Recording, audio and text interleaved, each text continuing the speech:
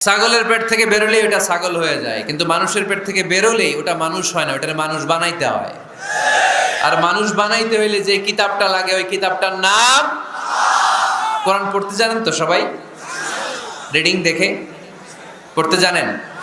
একটা অক্ষর পড়লে 10টা নেকি দেয় কে? এক আয়াত পড়লে জান্নাতে আপনার ফ্ল্যাট এক এক তলা লম্বা করে দেয় কে? পৃথিবীর আর কোনো কিতাবের ব্যাপারে এই ঘোষণা আছে? রবীন্দ্রসঙ্গীত তেলাওয়াত করলে এক অক্ষরে কত সওয়াব? সওয়াব নাকি মাইর?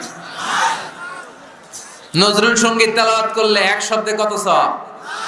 বাইবেল পড়লে, গীতা পাঠ করলে, রামায়ণ, শ্রীমদ ভাগবত গীতা, কোনো সওয়াব আছে? কিন্তু কোরআনের একটা অক্ষর পড়লে আমলনামায় 10 নেকি দিবে কে? যারা কোরআন পড়তে জানি না, কোরআন যেন শিখে নেই। এইখানে মাদ্রাসা আছে।